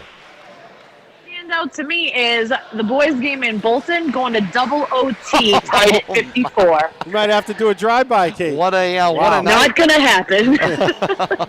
What a night indeed out there in Nashoba. So Nashoba and Leominster on the boys' side of things out at the gym at Nashoba Regional, tied at the end of overtime, heading to double overtime. And the inbound for Toth, foul immediately given, a 2-shot foul on the 10th, called against Leominster.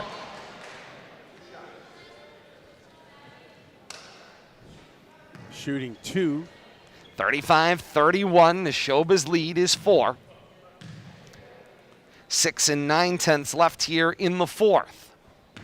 Toth is at the line with a guaranteed 2 shots. Leominster is going to need a hurry-up 3 here to have any hope. That one does not go. And Coach Frederick switching some defense-offense situations here. Gets his bigger rebounders in there. Bello now on the low left block. Forsberg, one up from her.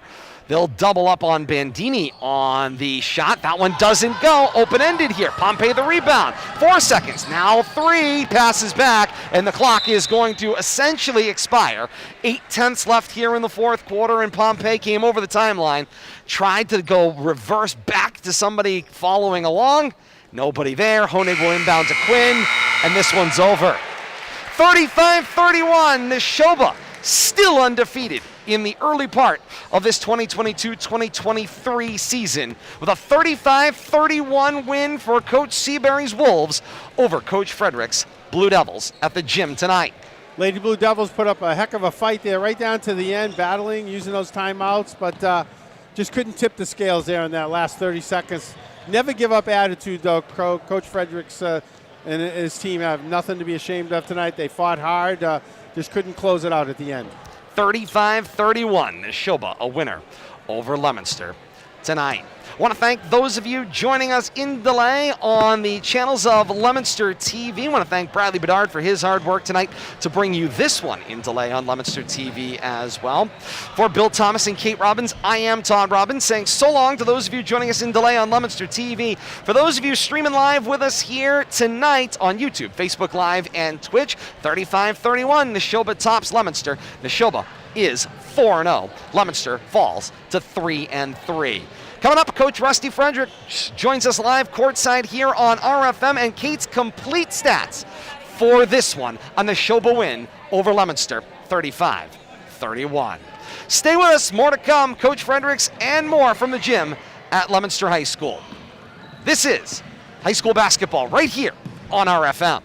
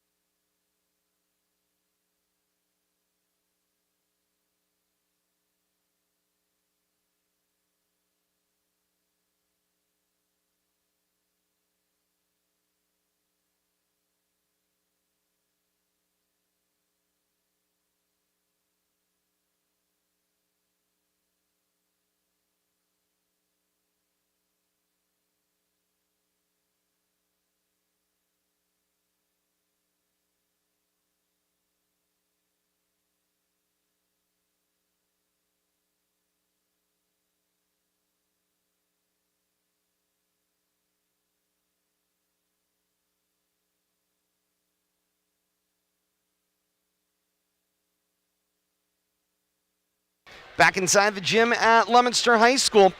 Leominster falls to Nashoba. The Wolves, a 35-31 win here on a Friday night inside the gym at Leominster High School tonight. It's 35-31. Nashoba with the win. They go to 4-0, and Coach Seabury got to be very pleased with their performance tonight.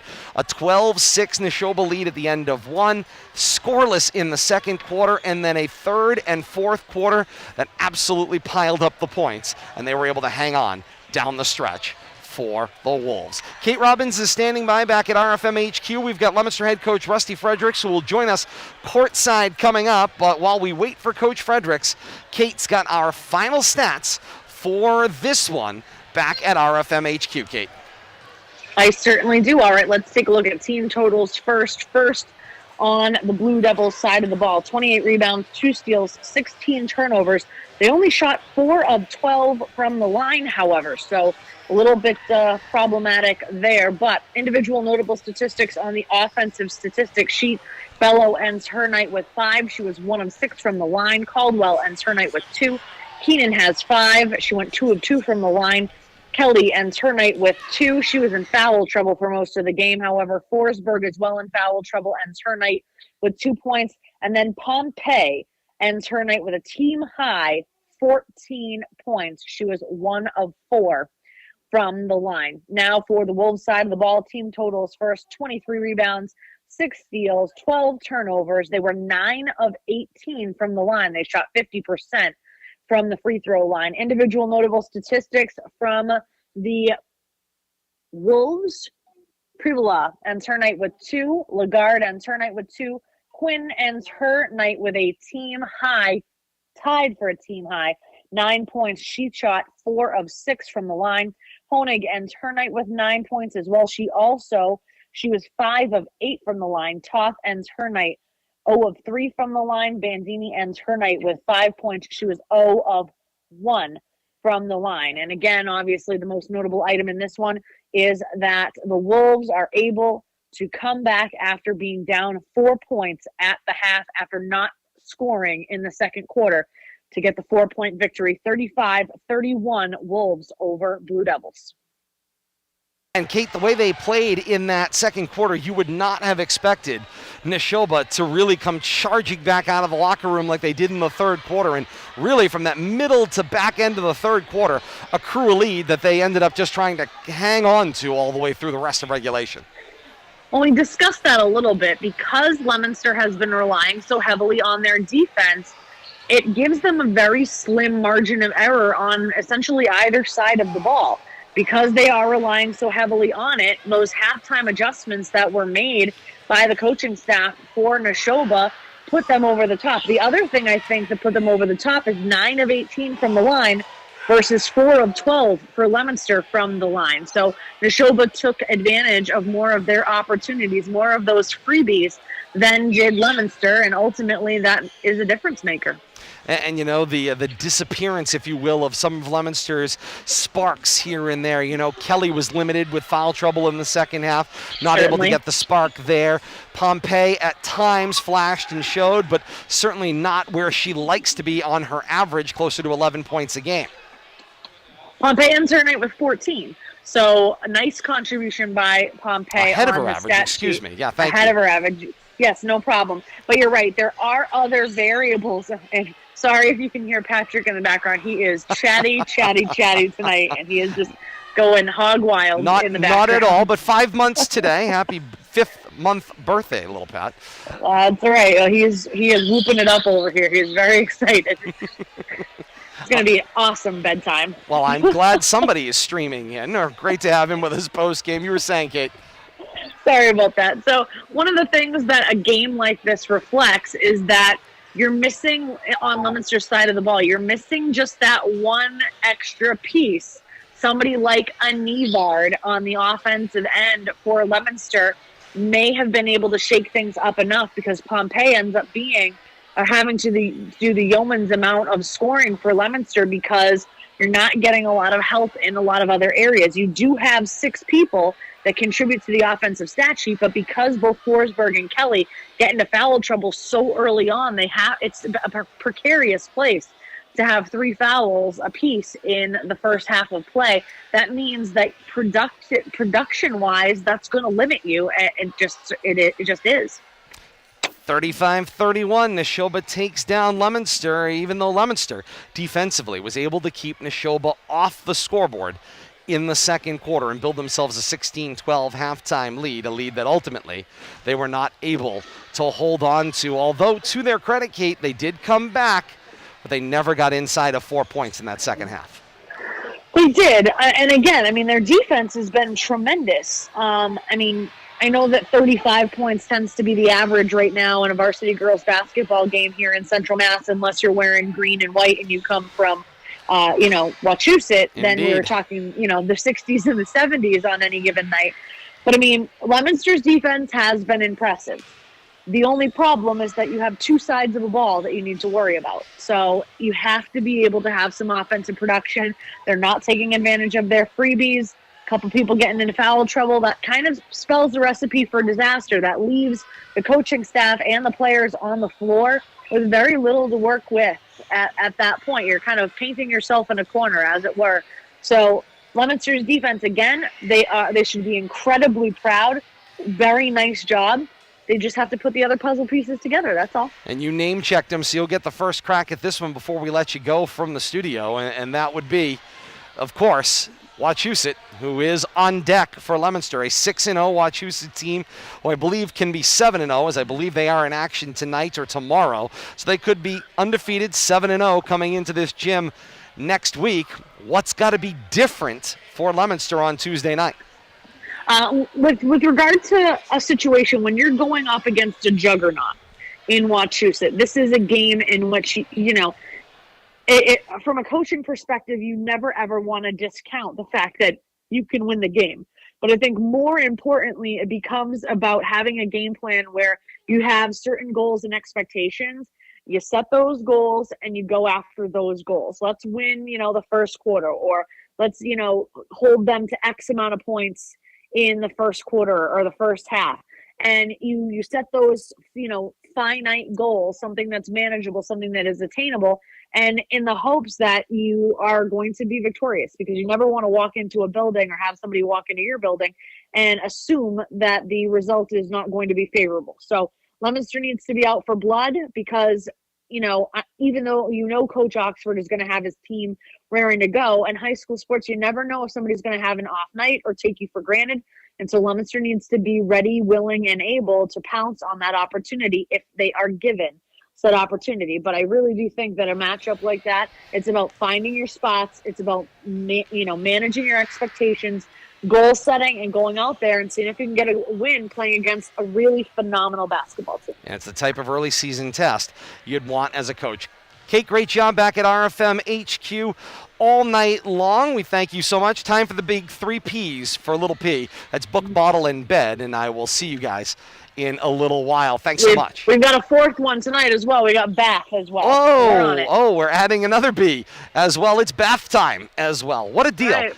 Thanks, Kate, as always. See you in a little bit. And back to our courtside broadcast position, joined by Leominster head coach Rusty Frederick. And, Coach, I'll bet you remember those days, the book, bottle, bed, and now bath time. You got to add that one into the group as well. It was... Oh, I remember. Those were the days. Isn't it a little late for that, though? I think my kids were down at 7, 8. Mom's on the broadcast, Dad's here. Things going on. Yeah, I hear that. Always. Coach Rusty Frederick joins us here at our courtside broadcast position. Coach, we appreciate your being here. 35-31. Nashoba picks up the win tonight. And let's kind of chronicle things over these 4 quarters tonight. You're down 12-6 at the end of the first quarter, and we had said before tip-off, Nashoba was going to have its offensive runs. The question was, could you run with them? The first quarter answer was, you got halfway there, you weren't able to come over the top. Then all of a sudden in the second quarter, something changed. What was different in the second quarter? Just sticking to it and take a little more time and, take good shots, not turn the ball over. Early on it was turnovers all the time, and we're just getting better and better every game. I think, scoring's always, the thing for us is trying to score. So, You're up at halftime, right? 16-12 at the half. I mean, and you kept them off the board. So it's not just that Yes. you were competitive and you stayed in the game in the second quarter. You blanked them. So your defense played phenomenally well. And like you said, the shots didn't fall in the second quarter. No, they don't fall a lot. So I mean, it's about our defense really. We got to. I mean, we're holding teams to reasonable numbers, and we just got to get over that hump. Maybe another score, or then if offense, defense, it's a coin flip really right now. And I think some players are getting better. Maddie's coming along, and she's a freshman. If we can get her being big by the end of the year, and we're with Nashoba. I mean, my attitude is we're with Nashoba. Close game here. Shepherd Hill, who Nashoba beat in a tight game. I saw that game, and I think we're in that mix, and by the end of the year, we're going to be better than them. So you come back in the after halftime. Third quarter is a little bit back and forth, and all of a sudden they go on their run there in the third quarter, and then that was a question of could you go with them? You may have gone with them, and maybe a little late, and then it's into the fourth, and you're playing catch up, and then 4 points seemed like the part you couldn't overcome by that point. Yeah, the girls, they had poise. We kind of executed down at the end, coming out of timeouts and getting things going. We miss some easy ones sometimes. It's how it is, and we're looking for 2 points at a time, and it's hard to come by sometimes. Well, to your point, you're in it down the stretch. You're in a 4-point basketball game. You're in a 5-point basketball game. You're in a 6-point game, and you keep kind of coming and coming and coming. And really, you had, between our unofficial count, about 6 shot opportunities that didn't fall for you on your last 2 possessions coming in and out of the timeouts. You got the defensive steals you needed to create the opportunities, but one of those 6 shots at least has got to fall. Absolutely. I mean, we just got to get that ball to fall in there, or focus a little more. It's really been our problem the whole year is, besides the turnovers at the beginning of the year, now we're better at that, and, we're not running around like crazy. We're trying to get, it doesn't matter. We got 35 seconds on the clock. If we get a shot off instead of a turnover, that's a plus, and I thought our rebounding was good. Our defense was good, and we just got to find ways to put the ball in the hoop, and maybe I got to start drawing up more, go to more plays instead of an offense. And that will be the question du jour. And, of course, ahead of you is Wachusett, who is the team you circle on the calendar every time you get them. You get them twice a year. It's the team that everybody in girls basketball, and we would say in Central Mass for sure, but really statewide, has been measuring themselves against. Coach Jim Oxford has put together a fantastic program, and year in and year out, they reload and they reload and they reload, and so here they come. They are going to be coming full head of steam and likely undefeated when they get here on Tuesday. They're never down. They keep coming, so we got to answer the call and, throw everything we got at them and don't give in. Just keep playing and, just get better. And, it's a tough task on Tuesday, but let's see what we can do. The measuring stick will come. Coach, have a great weekend. We'll be back with you here on Tuesday night. Thank you so much for joining us. Get home and give those kids a kiss goodnight. Indeed, indeed. 35-31, Nashoba with the win here inside the gym tonight. We've got so much more to come. Final word with Bill Thomas and a preview of upcoming action here on RFM. Stay with us. This is high school basketball right here on RFM.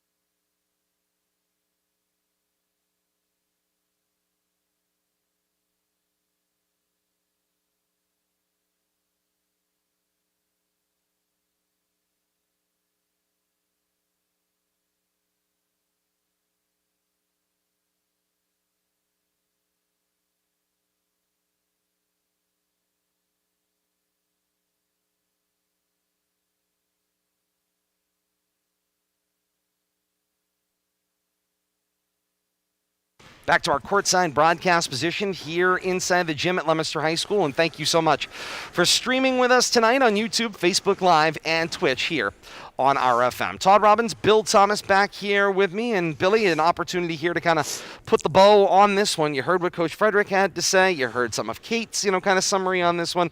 35-31, what's the kind of the postscript for you on this one? Well, I'm right there the same with the coach. They play great defense. They just have trouble scoring the ball. Just a lack of consistency, a lack of that go-to person. They were running that weave. They got some nice cuts there, but last 2 minutes, even the offensive rebound, and they just couldn't get those putbacks. And, I was talking to Coach, briefly before I joined you back here. And last 2 minutes, they had more looks than they could ever expect. And if, they knew offensively they were going to have a struggle, but if they could get into the 30s and hold Nashoba somewhere in the 30s, they'd have a wide-open shot at. That's what we saw tonight. Just last couple of minutes didn't go their way.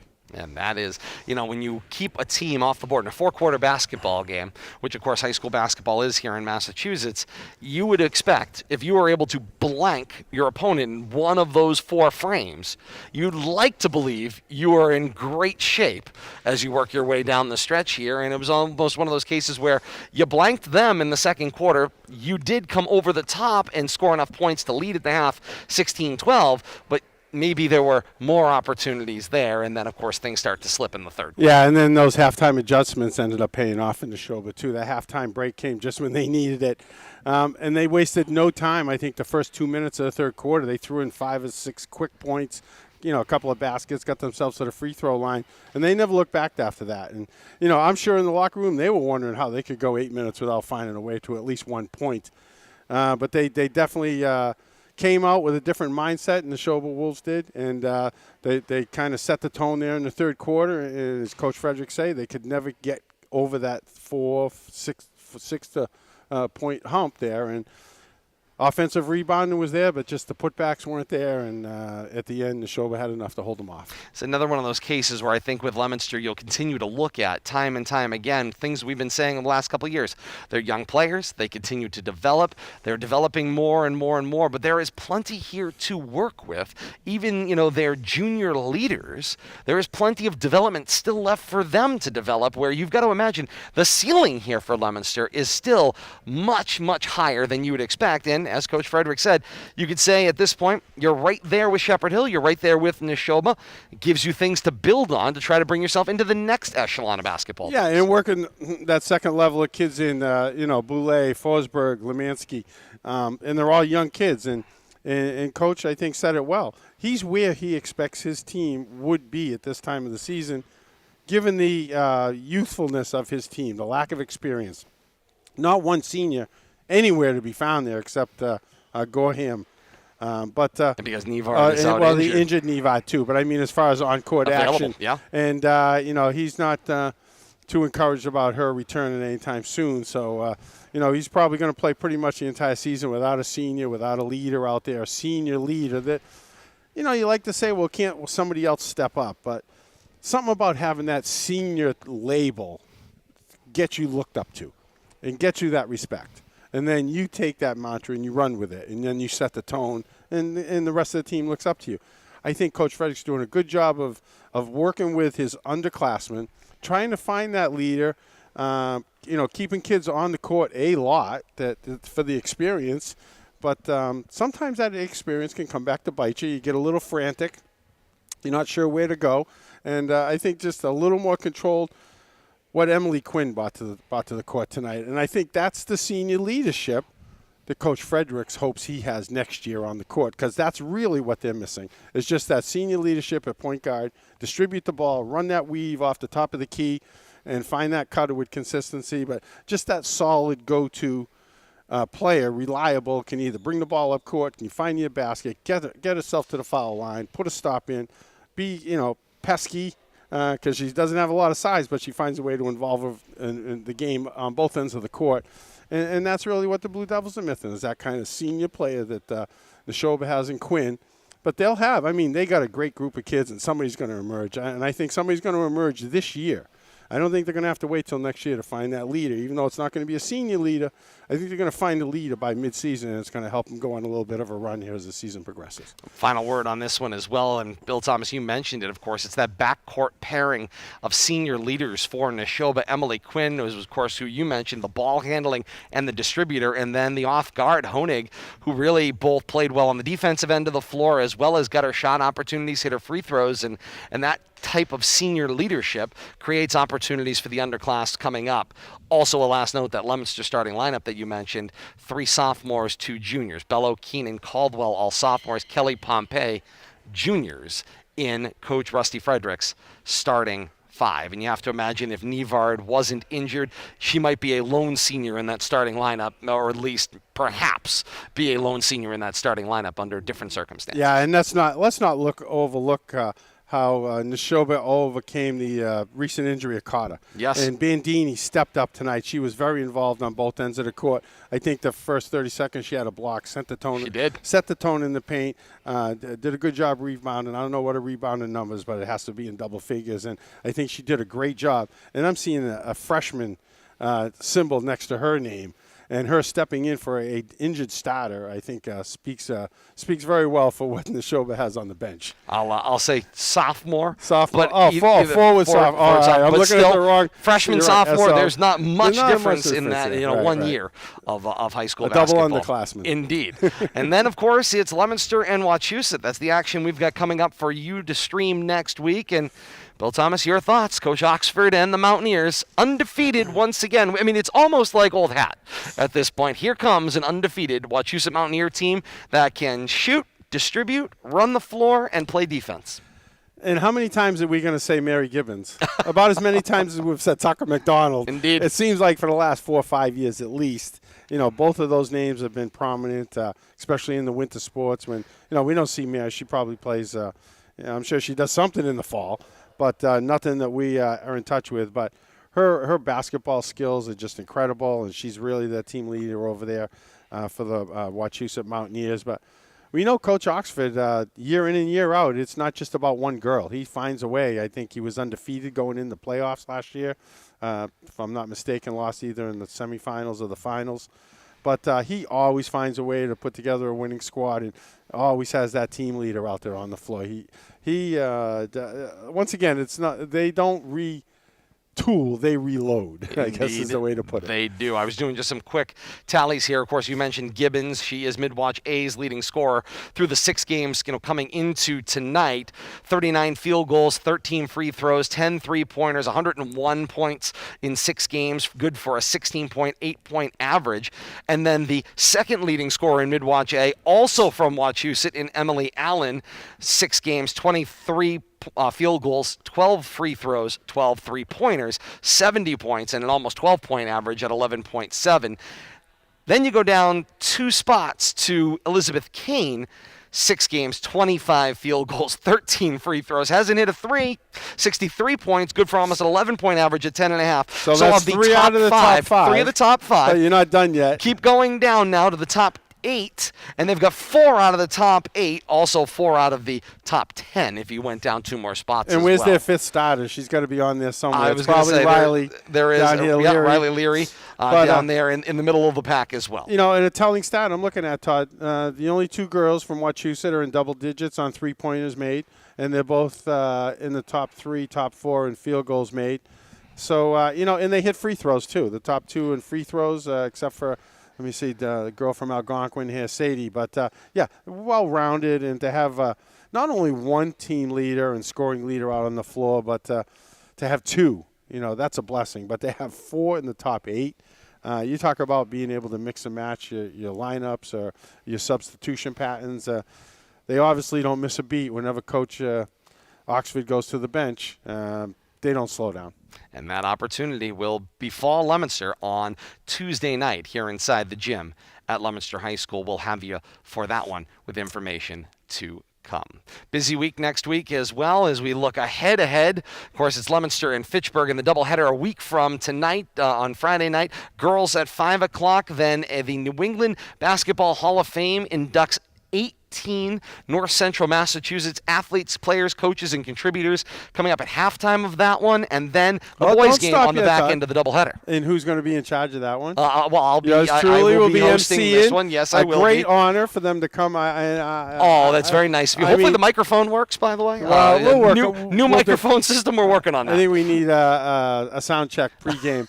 I feel like I need to be a carnival barker. I need one of those big cones. Great tribute to you, Todd, that they've asked you to MC that. This is a big event. Usually they have this centered around a banquet, but COVID has put the kiboshes on that the last couple of years, so that's why there's so many people. Be doing it between games, and if you can't stay for the games, at least come out for this event where this Hall of Fame event is going to be held here at halftime. Coach Cordio, I believe, is part of the he is being inductees, and didn't let anything out of the bag. He knows it ahead of time. That's correct. But it's a great tribute, and I'm expecting a tremendous crowd here next Friday.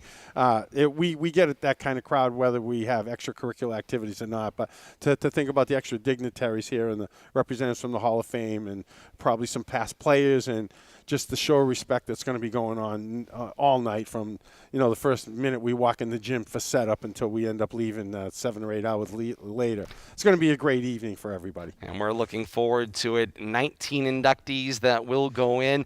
Of course, John Cordio is certainly on that list. You also have to include Zach McCall from Fitchburg historically as well. And then Doug Grutchfield will go in as a legend for Fitchburg. And I asked about this one because I'm like, I've got to assume he's already in said Hall of Fame. And Coach Cordio assures me Coach Grutchfield already went in as a coach, but the legend category is a different distinction that he will receive above and beyond. Leominster High School Athletic Director Dave Palazzi, as well as Leominster Mayor Dean Mazzarella, will also be honored and inducted as contributors to the Hall of Fame as well. So all that ahead coming up next week. Be a part of that one. In between games, there is a reception beforehand that will go on for the families and inductees down in the CAF as well, just contributing to Bill Thomas's point of how busy a night it will be. Come early, come often next Friday night for a seat here inside the gym, which very well will be standing room only as well. So that's the busy week of basketball ahead here on RFM. And, of course, all the ways to play: Facebook, YouTube, and Twitch for your live action.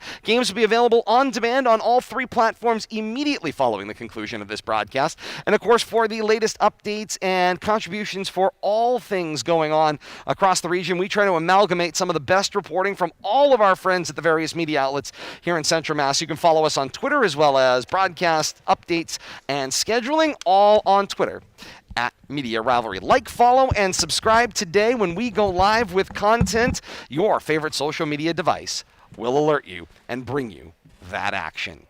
Leominster and Wachusett, our next action here from the gym at Leominster High School, coming your way Tuesday night, January the 10th, 6:45. The stream begins, 7 o'clock tip-off, YouTube, Facebook Live, and Twitch. More girls basketball action, a matchup of Leominster and Wachusett on Tuesday night. Once again, final score from here inside the gym at Leominster High School. Nashoba a winner tonight, 35-31 over Leominster. The Wolves improve to 4-0. The Blue Devils fall to 3-3 through the first 6 games of this 22-23 campaign.